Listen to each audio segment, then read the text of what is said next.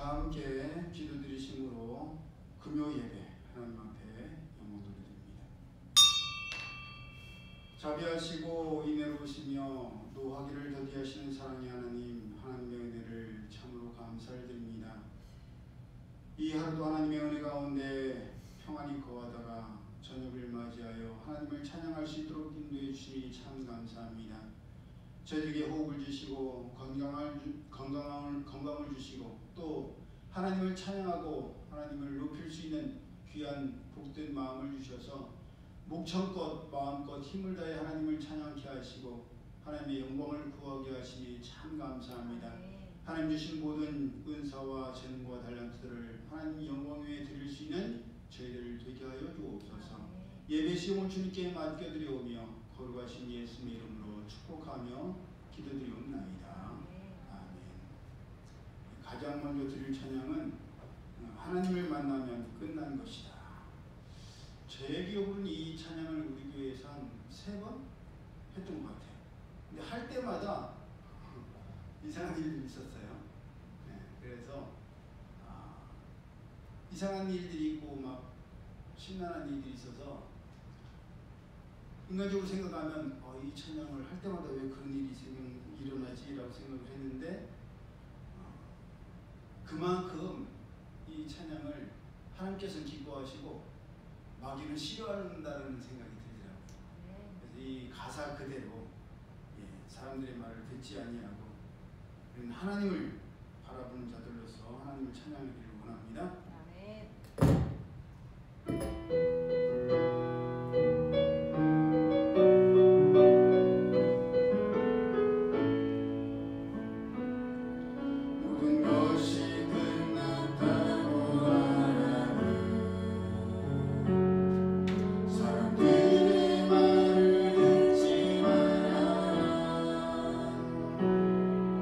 하나님은 아직도 너의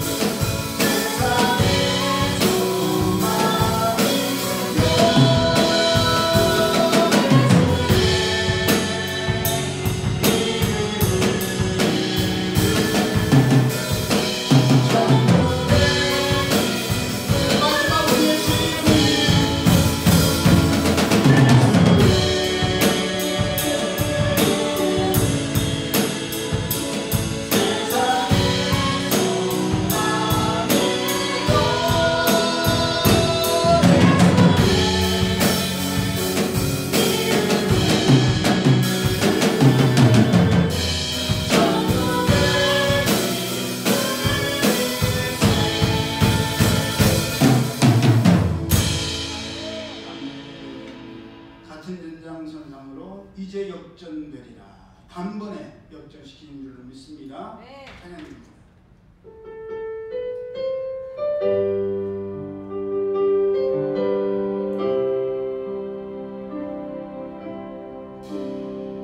기도를 멈추지 마라. 그 앞에 사랑이 마음을 눌러도 원망치 마라. 너의 입을 지켜라. 저를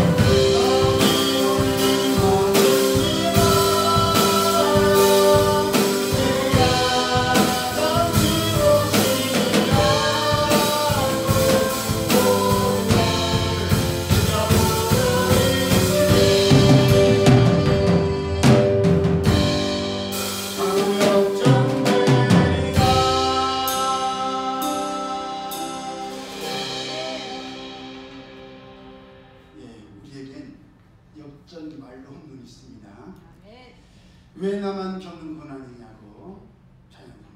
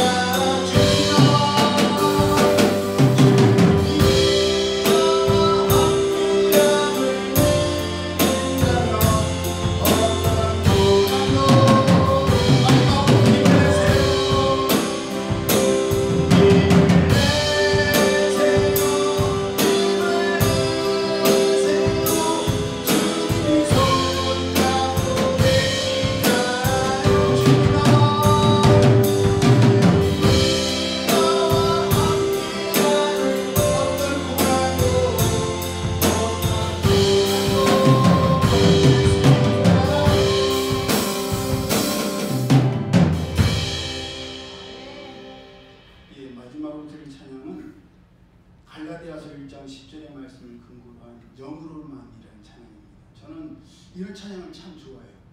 말씀 그대로 음을 따서 이 찬양을 부르면 그 말씀이 생각날 수 있는 이런 찬양이 참 좋은데 가사를 생각하면서 우리가 찬양하겠습니다. Oh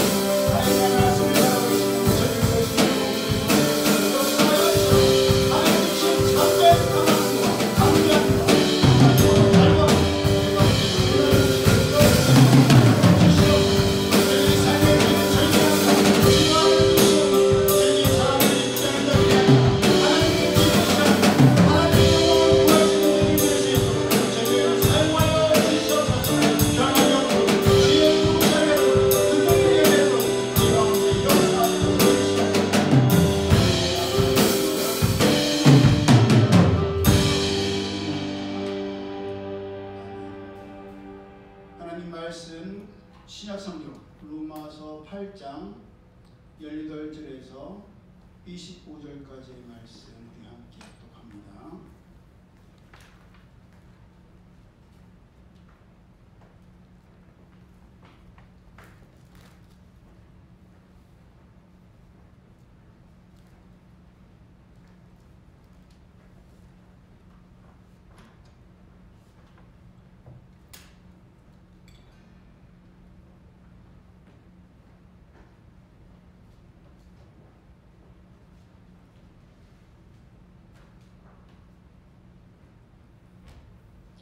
신약성경 로마서 8장 18절에서 25절까지의 말씀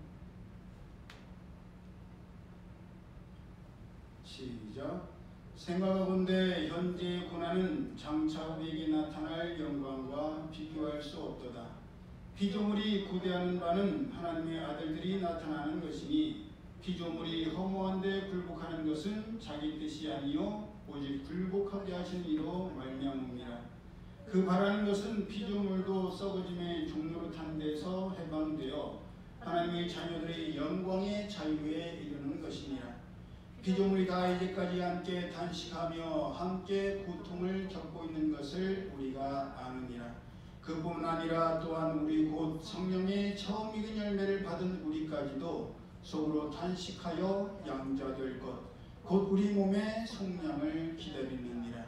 우리가 소망으로 구원을 얻었음에 보이는 소망이 아니니 보는 것을 누가 바라리요. 만일 우리가 보지 못하는 것을 바라면 참음으로 기다릴지니라.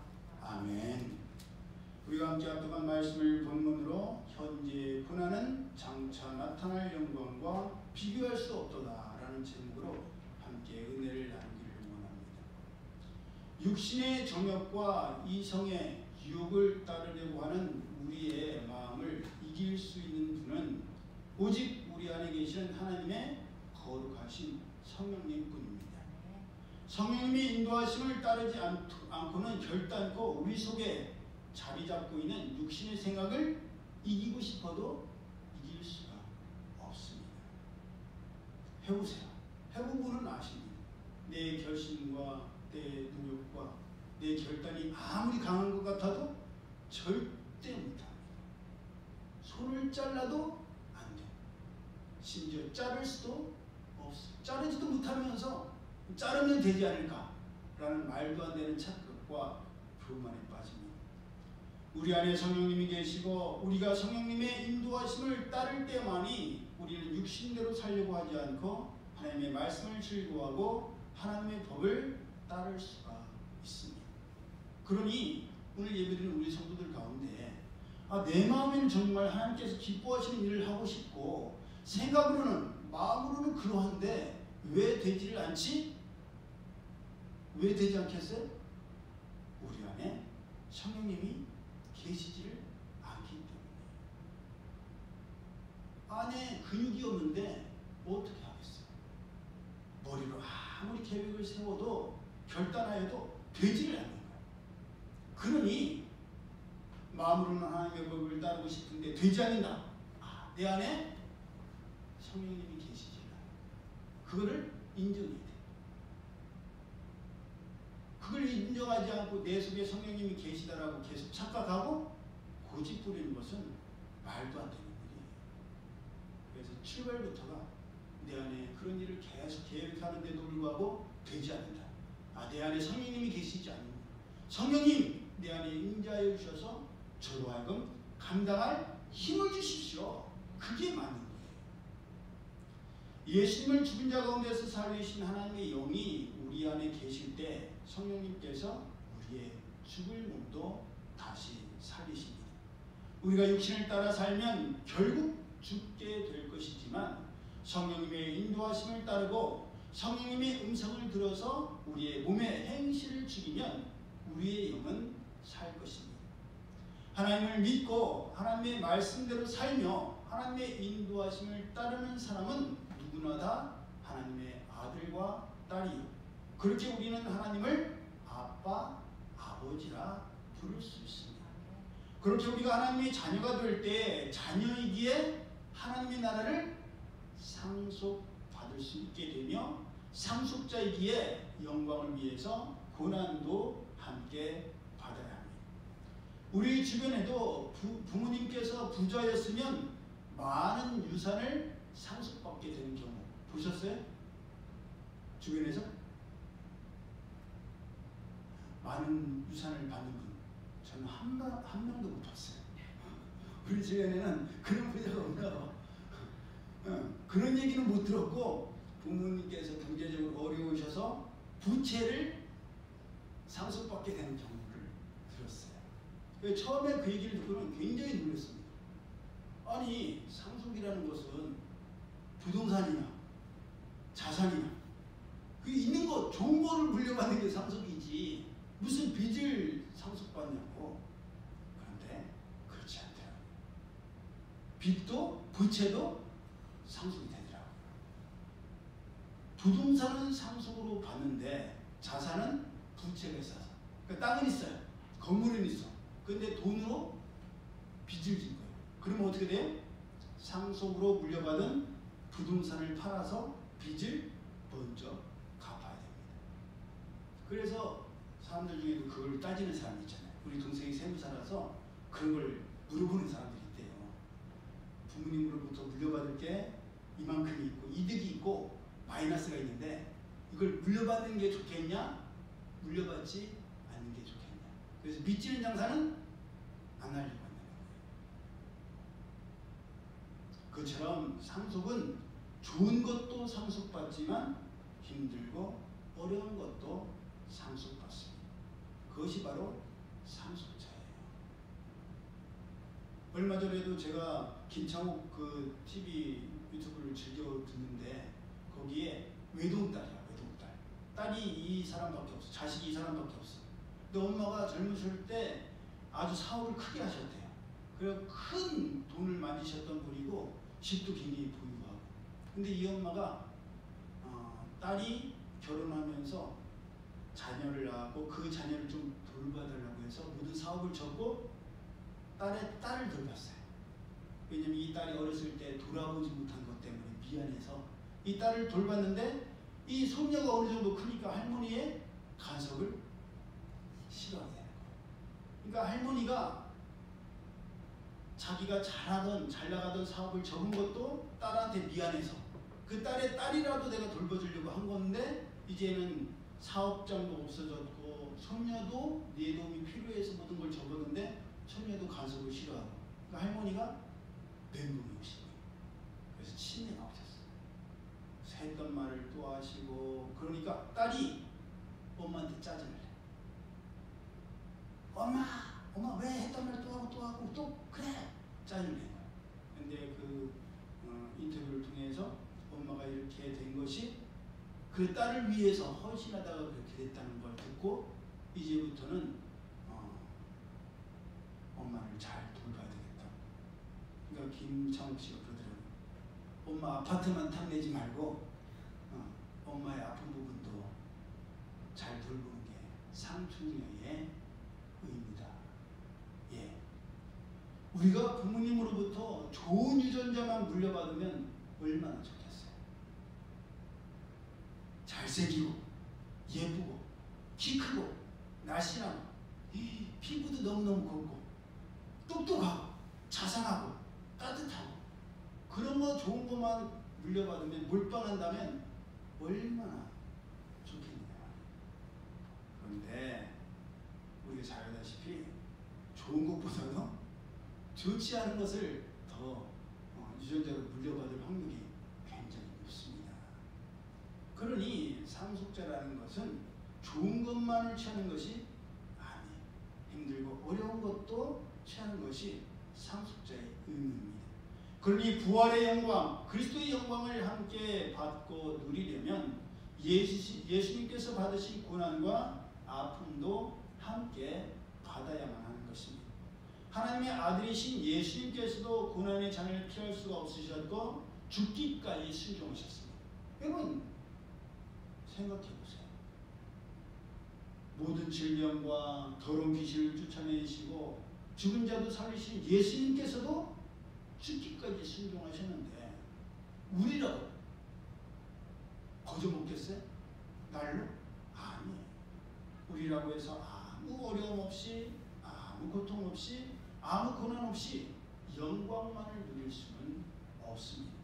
하나님의 아들이시요 유일하신 상속자이셨던 예수님께서도 고난의 잔을 마시고 고난과 아픔의 과정을 거치셨으니 예수님을 믿음으로 하나님의 아들, 딸, 하나님의 자녀가 된 우리 또한 예수님께서 가셨던 고난의 길과 십자가의 길을 가야만 하는 것입니다.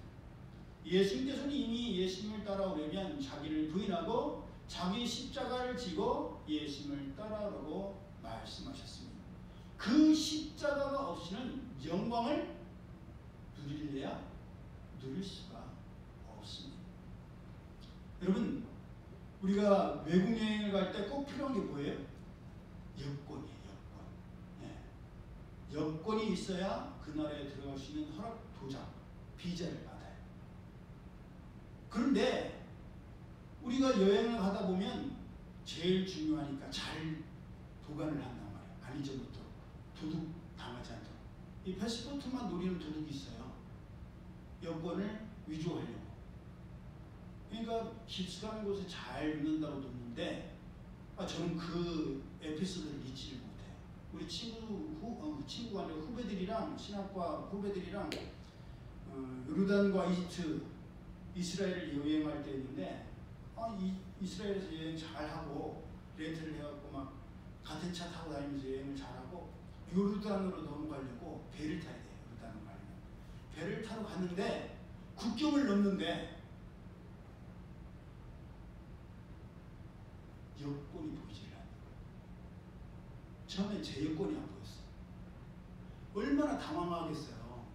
거기 주변에 숙박시설이나 식당도 없어. 오직 그냥 국정 검문소만 있어요. 찾다가 겨우 찾았어. 그러니까 그것을 옆에서 보던 후배가 형 잘 보관해야죠. 그러더니 집게 없는 거예요. 집게. 자기 게 없어. 그럼 어떻게 돼요? 못 들어가는 거예요. 지금까지 같이 여행했고 앞으로도 같이 가야 되는데 다른 사람들은 다 들어가는데 여권 없는 사람은 못 들어가요. 여러분 식은땀이 나고요. 진짜 머리가 하얘져요. 지금까지 같이 왔으니까 방법도 있고 돈도 이렇게 십시일반 보태갖고 있는데 이제 나 혼자 이스라엘로 돌아가서 영사관을 찾아가야 되고 영사관에서 필요한 서류들을 다시 떼야 되고 다시 임시 여권을 발급받아야 돼요. 우리나라 말로 하면 좋지. 영어잖아. 히브리어잖아. 머리가 하얘지는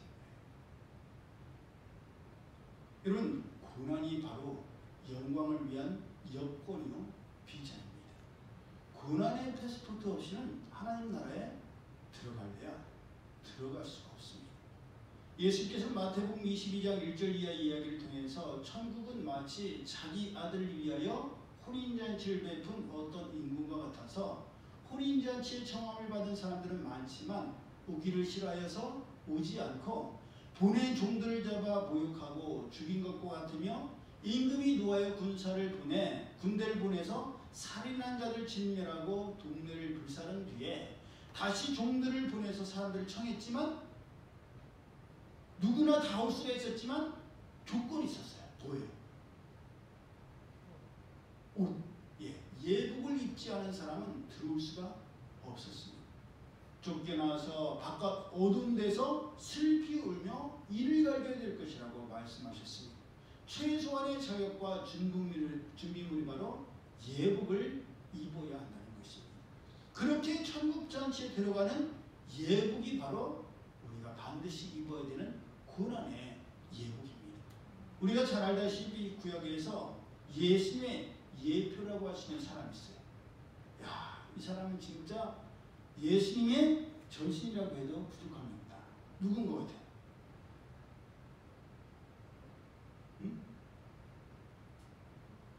응? 요한? 응? 그게 자신 있게. 구야.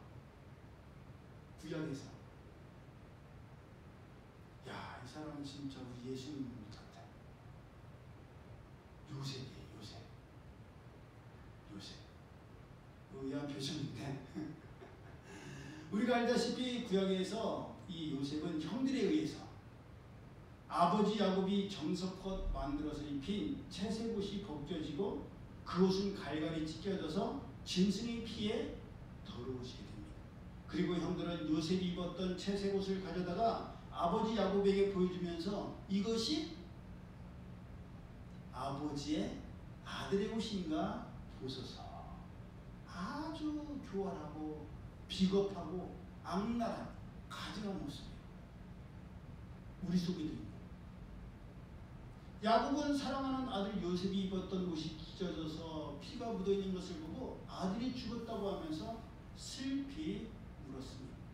그렇게 아버지가 직접 지어주신 채색 옷이 벗겨지고 천하대의 천한 노예의 옷으로 갈아입은 요셉은 보디바르의 집에 팔려가서 가정 총무의 옷을 입게 되지만 그 옷마저 보디바르의 아내에 의해서 벗겨졌으며 요셉이 입었던 가정 총무의 옷은 죄수의 옷으로 갈아입혀지게 됩니다.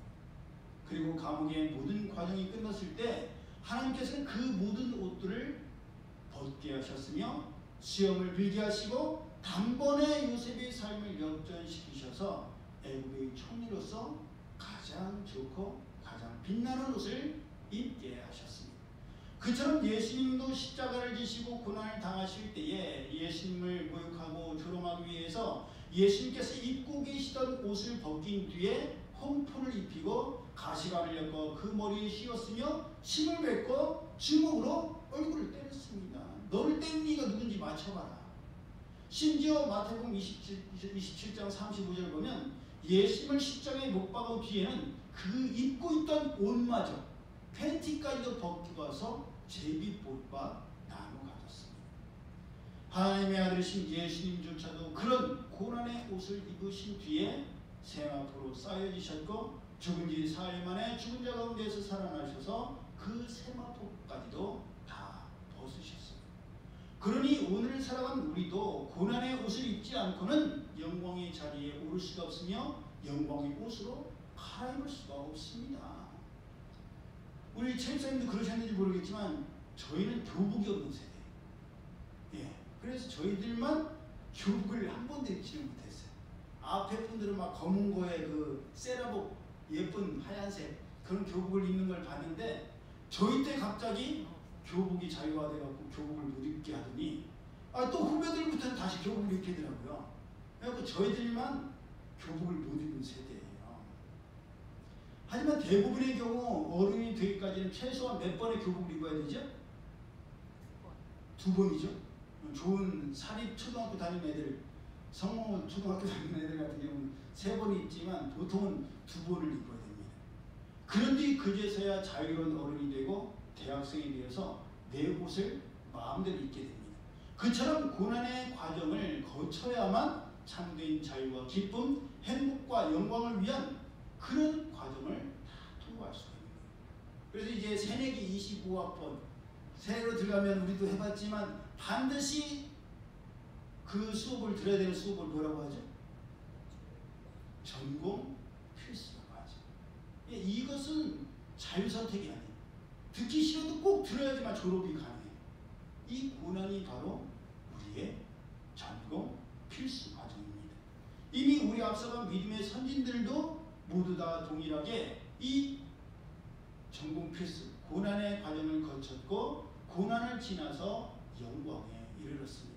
그러므로 왜 나만 이런 고난을 받느냐고 원망해서도 안 되고 불평해서도 안 됩니다. 나만 겪는 과정도 고통도 아니기 때문에 우리는 힘을 내서 이 과정을 잘 거쳐야 하고 잘 버티고 견뎌야 합니다. 지금의 어려운 고난과 아픔과 연단의 과정을 잘 거치면 하나님께서 모든 것을 단번에 역전시키십니다. 그것을 믿는 사람만이 오늘의 어려움과 고난과 아픔과 억울함과 기다림을 잘 버티고 견디고 이길 수가 있는 줄로 믿습니다. 우리의 모든 삶을 하나님 손에 온전히 맡길 때에 우리는 흔들리지 않을 수가 있고 어떤 상황과 환경에서도 견고할 수 있으며 그 견고함에 의거한 평안과 자유를 누릴 수가 있습니다. 목요일이었죠? 우리 사랑하는 최입사님께서 몸에 조금 숫자가 줄어들어서 CT를 찍고 결과를 기다리고 또 제7차 항암치료 이제 한 번 남았어요. 이래만 견디면 돼. 한 번만 남으면 돼. 목요일 우리 현지로부터 최입사님께서 진료실에 들어가서 담당 의사 선생님을 만나시려고 한다는데 많이 긴장하고 계시다는 소식을 들었어요. 근데 그 전에 이미 제가 요즘은 새벽 예배 드리고 말씀 드리고 설교를 준비한다고 했잖아요. 그런데 평상시에는 제가 금요 예배를 조금 금요일날 찬양을 올리고 수요일날 찬양을 올리고 그랬는데 금요일날만큼은 찬양을 일찍 올리고 싶다는 생각이 들더라고요. 우리가 이미 드려서 아는 것처럼 가사들이 하나처럼 하나님의 약속의 말씀을 붙들고 어떤 상황이나 환경에도 흔들리지 아니하고 견고하라는 내용이요 강하고 담대하라는 메시지입니다. 우리 눈에 아무것도 아니 보이고 우리 귀에 아무것도 아니 들려도 하나님의 약속 위에 굳게 서고 말씀하시고 약속하신 하나님의 뜻이 이루어질 것이라고 믿는 것이 바로 우리의 믿음입니다. 그렇게 하나님을 만나면 끝난 것이다 라는 찬양도 모든 것이 끝났다라고 말하는 사람들의 말을 듣지 말라. 하나님께서는 아직도 우리에게서 시선을 떼지 않으셨다. 세상에서 답을 찾지 말고 사람들을 의지하지 말고 우리의 모든 문제는 오직 하나님만 해결하실 수 있으시다. 그러하게 기도를 쉬지 말고 찬양을 멈추지 말고 예배를 멈추지 말라고 말씀하고 있습니다. 왜냐하면 하나님께서는 우리를 주목하고 계시기 때문이에요. 하나님께서 인도하시는 길을 멈추지 말아야 되고 뒤를 돌아보지 말아야 됩니다. 하나님께서 약속하신 말씀을 우리는 끝까지 붙들어야 됩니다. 눈앞의 상황이 우리의 마음을 누르지요. 근데 다 저마다 느끼지 않습니까? 이 마음이 참 평화롭고 자유로우면 좋은데 한 곱이 넘어가면 또 언제 그러냐는 듯이 또 나타나요. 느닷없이 나타나서 생각지도 않은 게 내 가슴을 눌러서 물에 들어가 보셨죠? 물에만 들어가도 그 압력 때문에 숨이 잘 안 쉬어져요. 그것처럼 자려고 누웠는데 무거운 돌덩어리가 우리 가슴을 누르는 것처럼 답답하고 숨이 막히고 그런 문제 우리 얼마나 많습니까? 그래도 우리는 기도를 멈추지 말아야 되고 원망하지 말며 무엇보다도 우리의 입에 재갈을 부려야 합니다. 왜냐? 마귀도 세상 사람들도 뭐를 보고 있어요? 우리의 입을 보고 있어요. 여러분 입이라고 해서 우리의 이 입만 아니에요. 우리가 표현하는 모든 게 다 입이에요. 요즘은 SNS가 우리의 입을 대신하기도 하지 않습니까? 우리의 SNS를 주목하고 있어요. 그리고 하나님께서도 우리의 입과 우리가 하는 말을 주목하고 계십니다. 왜요? 우리의 말이 하나님의 귀에 들리는 대로 하겠다고 말씀하셨기 때문이에요. 여러분 명심하십시오. 하나님의 사람들은 절대 말을 함부로 해서는 안 돼요. 이 말은 절대 하지 말아야 된다라고 생각하는 거 있잖아요. 그 말은 끝까지 지켜야 됩니다. 화가 나도 감정이 무너져도 그건 붙들고 있어야 돼요. 내가 이 말만은 하지 말아야 된다. 하나님에 대한 원망, 하나님에 대한 불평, 하나님의 신뢰에 흔들리는 말은 내가 절대 하지 말아야 된다. 될 대로 되버리라고. 절대 그런 말 하면 안 돼요. 하나님께서 듣고 계시고 마귀도 듣고 있어요. 하나님께서 될 대로 되버리라고 마귀도 하나님 들으셨죠? 될 대로 돼버리래요. 해도 되죠? 감사와 아멘과 찬양을 드리던 우리 입에서 원망과 불평이 쏟아져 나오기만을 마귀와 세상 사람들은 기다리고 있습니다. 그럴 줄 알았다. 나만 당하고 우리만 겪는 것이 아니라 하나님을 잘 믿는다고 하는 너희도 겪는 일이잖아요. 너도 그럴 줄 알았어. 예. 하나님께서 우리를 돕지 않으신다는 사람들의 말에 우리의 마음을 빼앗기지 않아야 됩니다. 우리의 모든 상황과 환경이 불리해도 우리는 기도를 멈추지 말아야 되고 찬양과 예배를 멈추지 말아야 합니다. 왜냐? 하나님께서는 우리의 모든 상황을 아시기 때문에 단번에 한 번에 역전시키실 것이기 때문입니다. 여러분 사도행전 12장 6절 보면 헤롯 왕이 요한의 형제 야고보를 시험적으로 죽였는데 유대인들이 너무너무 기뻐하고 좋아하는 거예요. 그래서 헤롯 대왕이 베드로도 잡아 죽이려고 무교절 기간이라 잠시 감옥에 가둬뒀습니다. 무교절이 지나면 이제 베드로는 목이 베어져 죽게 돼요. 그런데 그런 상황과 환경 속에서도 베드로가 어떻게 해요? 깊이 잠듭니다. 얼마나 깊이 잠들었느냐? 베드로를 구하려던 하나님의 사자 천사가 잠이 든 베드로의 옆구리를 쳐서 깨워야 될 정도로 깊은 잠들었어요. 성경에는 어떻게 나왔다, 어떻게 깨웠다고 되지 않지만 옆구리를 쳤다고 하는 거 보니까 제 생각에는 야 일어나라고 이런 게 아닐까.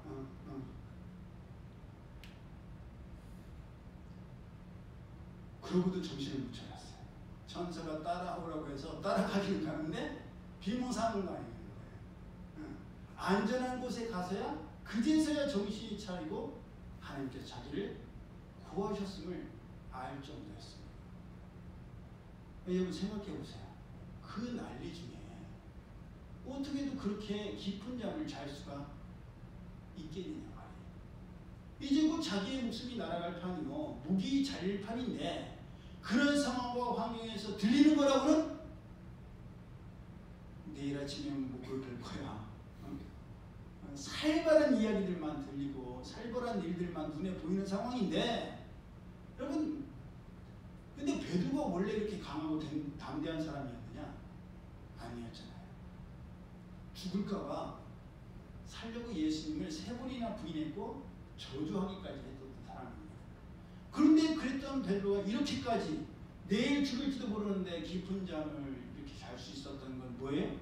그만큼 그 마음에 하나님에 대한 확실한 믿음과 예수 그리스도의 부활에 대한 확실한 신뢰가 있었기 때문이에요. 이제 내가 살아도 주님을 위해 살고 이제 내가 죽어도 주님을 위해 죽는다. 강하고 담대한 믿음과 확신이 있었기 때문에 이제 곧 죽을 상황과 환경에서도 그렇게 아무렇지 않게 깊고도 평안하게 잘 수가 있었던 겁니다. 이렇게 편안하고 깊은 잠을 먼저 잤던 분이 계세요. 누구예요? 요즘 타임들이 안 좋아. 응? 그렇죠. 예수님께서 마태복음 8장 24절에서 배를 타셨는데 깊이 잠이 드신 거예요. 바다에 큰 물이 일어나서 배가 물결에 덮이게 되었는데도 모르실 정도로 깊은 잠이 드셨어요. 예수님도 우리 까는 것 같아요. 잠을 아주 좋아하실 것 같아요. 한번 잠을 깊이 주무신 것 같아요. 이 오죽하면 제자들이 예수님을 깨우면서 우리가 죽게 됐는데 우리를 돌아보지 않으십니까? 라고 소리칠 정도였어요. 그런데 깨신 예수님께서는 뭐라고 하세요? 오히려 제자들을 향해서 어찌하여 무서워하느냐? 믿음이 작은 자들아 라고 하면서 예수님을 깨운 제자들을 핀잔해 주셨어요. 그리고 곧바로 바람과 바다에게 잠잠하라 고요하라 하셨고 그러자마자 바람과 바다는 고요해졌으며 그 모습을 본 제자들은 예수님에 대해서 이가 어떠한 사람이기에 바람과 바다도 순종하는 거라고 했습니다. 예. 내일이 CT 결과가 나온 날이에요. 이제 항암을 멈출 것인가 계속할 것인가, 전이가 되고 더 심해져서 수술조차 하지도 못할 거라는 이야기를 들을지도 몰라요. 심지어 진료실에 앞에 섰죠. 그럴 때도 우리는 깊은 잠을 잘 수 있습니까?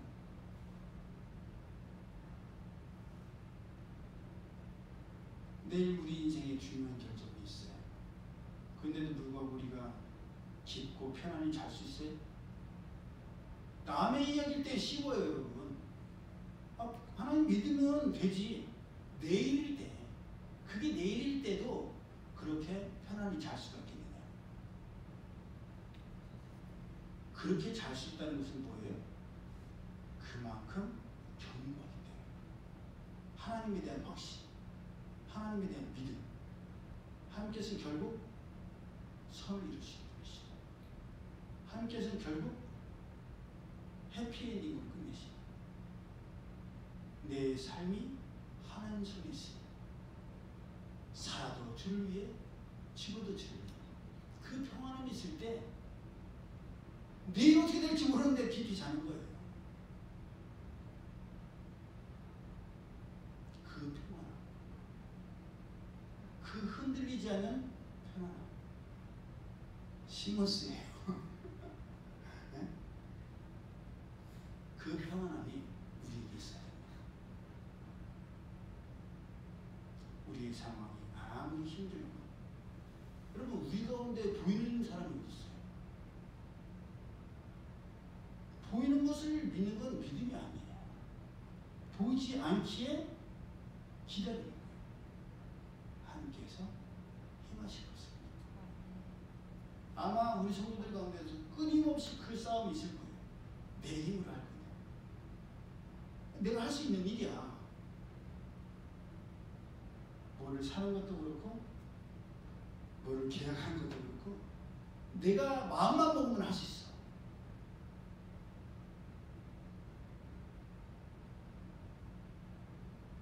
그런데도 하나님의 말씀을 붙들고 하나님께서 열어주시고 하나님께서 하게 하실 것을 믿고 기다릴 수 있는, 머리가 복잡하고 생각이 복잡한데도 내가 이렇게 고민하고 번민해봤자 아무 소용이 없다. 사람이 자기의 길을 계획할지라도 그 걸음을 인도하시는 분은 하나님이시다. 나의 힘이 되신 여호와여, 내가 주님을 사랑합니다. 모든 걸 맡기고 내일이 난 몰라요. 자는 거예요. 여러분, 잠보다 좋은 게 어디 있어요? 저는 잠보다 좋은 게 없는 것 같아요. 왜? 하나님이 축복 아니에요? 모든 것을 다 믿고 평안해야지 자죠. 평안하지 않고 몸이 아프고 그러면 잘래야 잘 수가 없어요. 그러니까 하나님께서 사랑하시는 자에게 잠을 주신다는 것은 그만큼 모든 조건이 다 좋은 거예요. 몸도 건강, 여러분 건강해야 잘 수 있어요. 아프면 우리 원래 성도님 맨날 못 주무셔요.